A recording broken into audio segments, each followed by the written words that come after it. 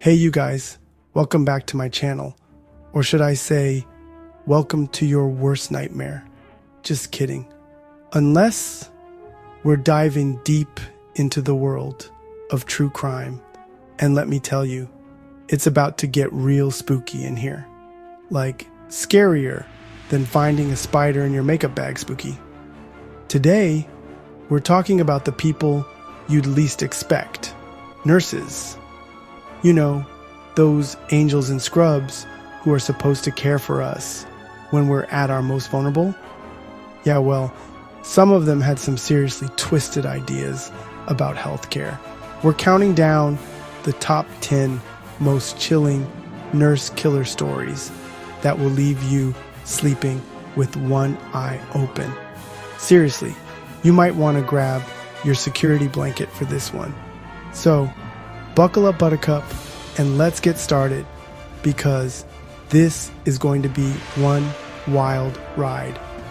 Don't forget to like and subscribe and leave a comment telling me if you've ever had a creepy nurse encounter.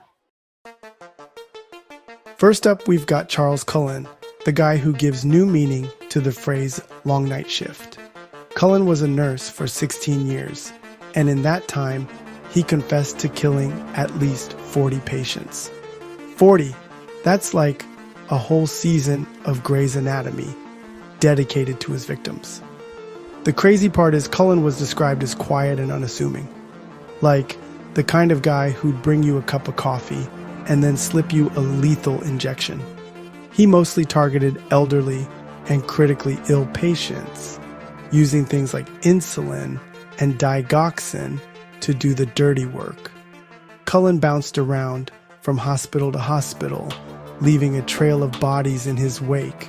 It wasn't until a brave co-worker got suspicious and teamed up with the police that his reign of terror finally came to an end.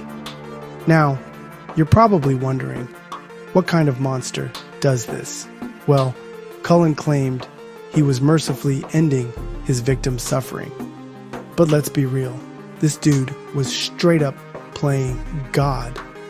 He actually enjoyed the power trip, the feeling of control over life and death.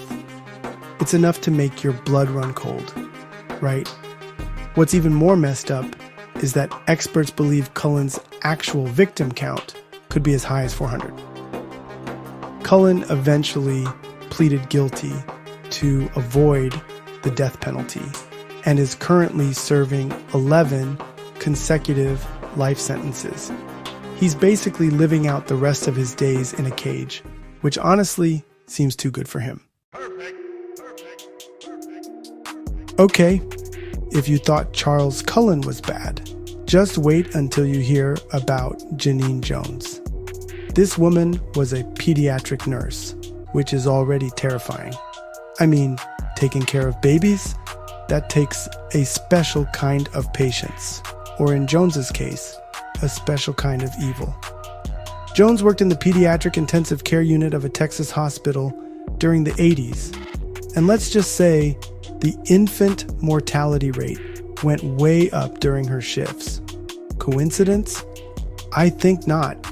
Parents started noticing their perfectly healthy babies were suddenly dying under mysterious circumstances. See, Jones had this thing for injecting kids with dangerous drugs like muscle relaxants and heparin, causing them to have seizures, breathing problems, and, you guessed it, death. She was literally taking the lives of innocent babies. I need a moment after that one, you guys. So how did Jones get away with it for so long? Well, hospitals were a little different back then. There wasn't as much oversight, and people were less likely to question a nurse, especially one who seemed so caring and attentive. But eventually, other nurses started noticing a pattern. Too many babies were dying on Jones's watch, and they were like, okay, something's not right here. They reported their suspicions, but it still took time for the truth to come out. It's a classic case of people not wanting to believe that someone, especially a nurse, could be capable of such horrific acts. But as we're learning today, sometimes the people we trust the most are the ones we should be most afraid of. Okay, so you guys know I love a good cup of tea, right? Well, this story takes place in England. So put the kettle on and let's dive into the horrifying case of Beverly Allett, also known as the Angel of Death. Beverly Allett was a seemingly ordinary nurse who harbored a dark secret. Working at Grantham and Kesteven Hospital, she became responsible for the care of numerous infants and young children. Little did they know, a sinister shadow lurked beneath her seemingly compassionate exterior. Over a period of 59 days in 1991, Allett's ward became a place of inexplicable tragedy. 4 children died under her watch, and 9 others suffered life-altering injuries. The common denominator? Beverly Allett. Authorities began to suspect that these weren't just unfortunate medical incidents. Allett, it seemed, had been playing God with the lives of her tiny patients, leaving a trail of devastation in her wake. As investigators dug deeper, a chilling pattern emerged. Allett's victims had all suffered unexplained episodes of cardiac arrest or respiratory failure. Seemed a little too coincidental, right?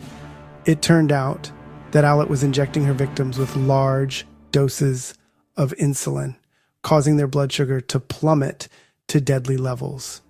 She craved the attention and sympathy that came with being present at these medical crises, a truly twisted desire. Allett was eventually charged with 4 counts of murder, 11 counts of attempted murder, and 11 counts of causing grievous bodily harm. Girl, that's a lot of charges. During her trial, Allett maintained her innocence, but the evidence against her was overwhelming. The jury saw through her act, and she was found guilty on all charges. Justice for those babies, finally. All right, murderinos, let's take a trip to the United States for this next case. We're headed to the Veterans Affairs Medical Center in Northampton, Massachusetts. Enter Kristen Gilbert, a nurse present at an alarming number of patient deaths. Whispers of Angel of Death began to circulate among the staff. Investigators discovered Gilbert injected victims with fatal doses of epinephrine. She craved the adrenaline rush of emergencies. Gilbert was found guilty of multiple murders and sentenced to life in prison. All right, you guys, this next case is a wild ride, so buckle up. We're talking about Richard Angelo, a nurse who poisoned his patients just to save them. Talk about a God complex, am I right? Angelo worked at Good Samaritan Hospital in Long Island, New York. He was an attention seeker, always wanting to be in the middle of the action. But his desire for attention took a deadly turn. Over several months in the 1980s, patients under Angelo's care experienced sudden medical emergencies. Angelo wasn't a medical psychic. He was causing these emergencies himself. He used a cocktail of drugs to send his victims into respiratory distress. Then he'd save the day, basking in praise. But his game couldn't last forever. Nurses noticed a pattern. Patients crashed only when Angelo was around. Missing vials of muscle relaxants pointed to Angelo. He was arrested and charged with multiple counts of attempted murder. Angelo confessed to poisoning over 30 patients, 2 of whom died. He was sentenced to life in prison. Good. I hope he reflects on the pain he inflicted. Chapter 7. 6. Donald Harvey. Even his name sounds creepy, right? This guy was nicknamed the Angel of Death. But trust me, there was nothing angelic about him. Harvey worked as a nurse's aide in hospitals, and over 17 years, he admitted to killing a shocking 87 people. Damn, dude. Can you even imagine? 87 lives. And those are just the ones he confessed to. The actual number could be even higher.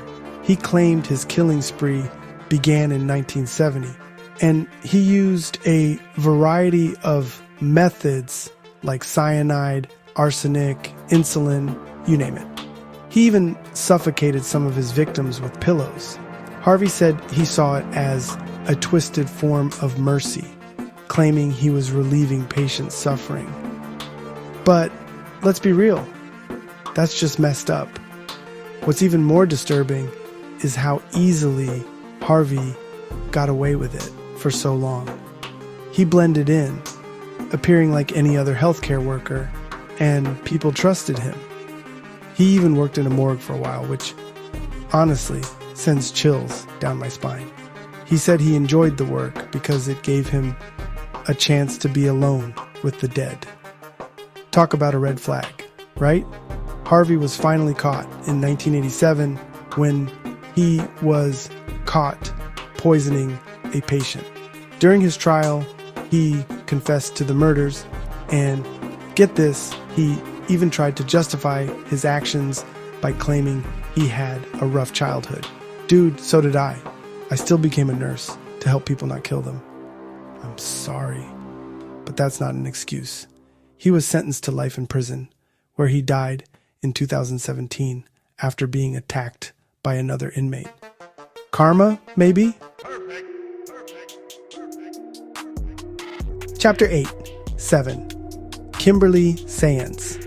Okay, buckle up, because this next story is truly chilling.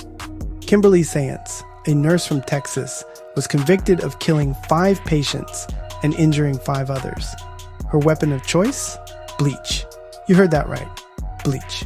Sayance injected bleach into her victims' IV lines while they were undergoing dialysis treatment.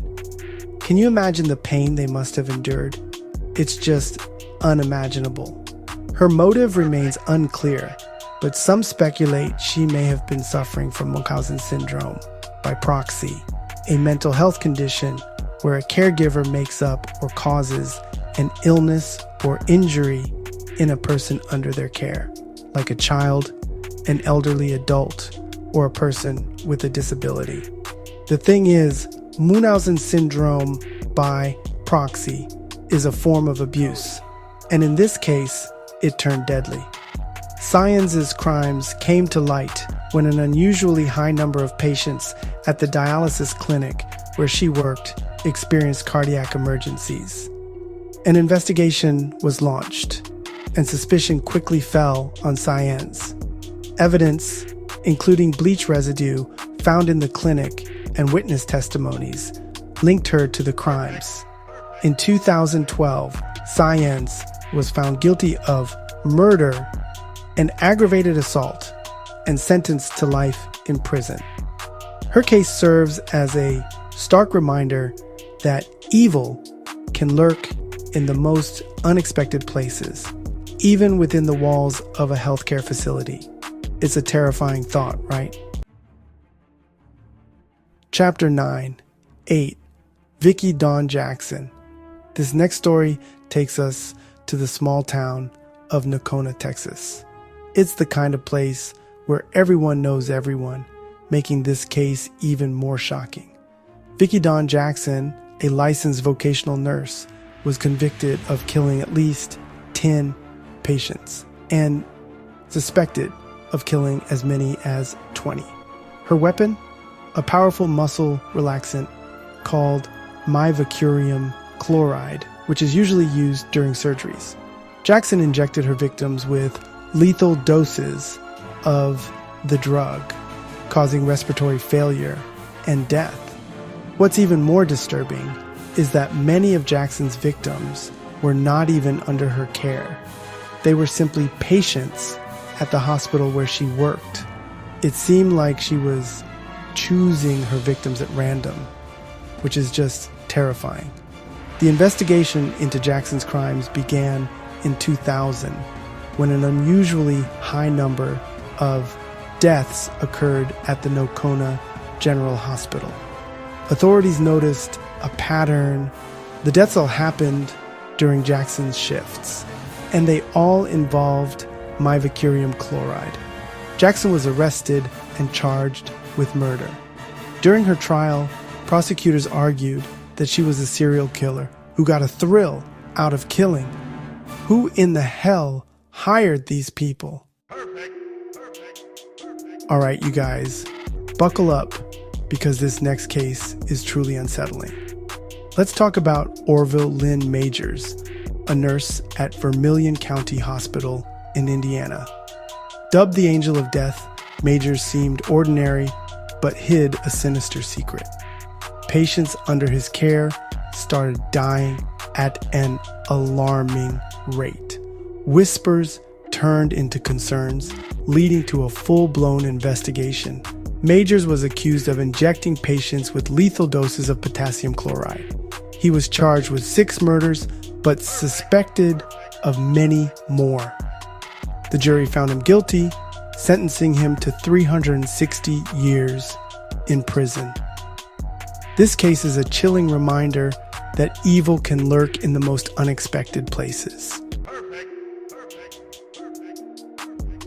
Elizabeth Wetlaufer, a nurse in Ontario, confessed to murdering 8 elderly patients with insulin. She hid her deadly secret for years. It's chilling to think about.